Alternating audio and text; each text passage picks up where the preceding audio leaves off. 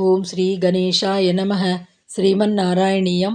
ಓಂ ಶ್ರೀ ಕೃಷ್ಣಾಯ ಪರಬ್ರಹ್ಮಣೇ ನಮಃ. ದಶಕಂ 85 ಶ್ಲೋಕ 2.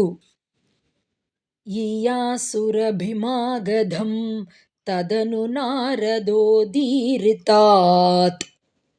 ಯುಧಿಷ್ಠಿರಮಕೋದ್ಯಮಾತ್ ಉಭಯ ಕಾರ್ಯಪರ್ಯಾಕುಲಃ ವಿರುದ್ಧ ಜೈನೋದ್ವರಾತ್ ಉಭಯ ಸಿದ್ಧಿರಿತ್ಯುದ್ಧವೇ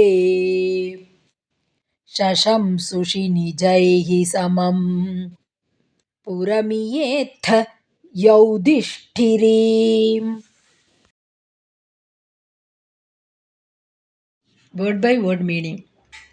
Abhimagadam, against Jarasandha. Iyasuhu, desiring to go to attack. Tadanu, meanwhile. Naradodhiritat, told about by Narada.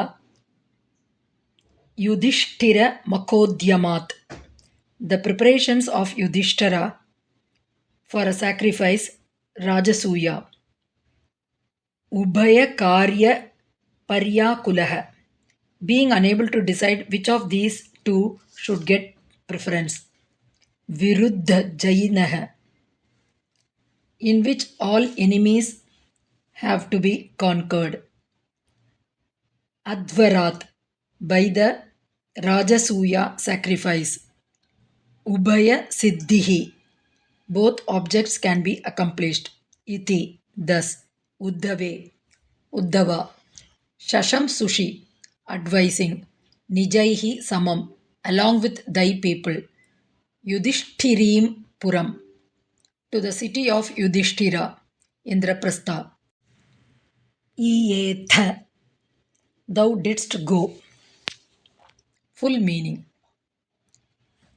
When thou wert intending to march against Jarasandha, Narada brought the news that Yudhishthira was preparing to perform a Rajasuya sacrifice.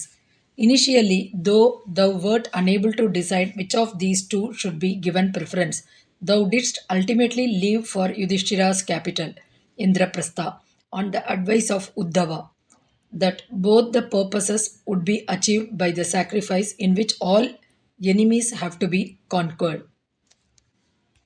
Note: since the Rajasuya can be performed only after conquering all enemies, the slaying of Jarasandha would also be accomplished thereby.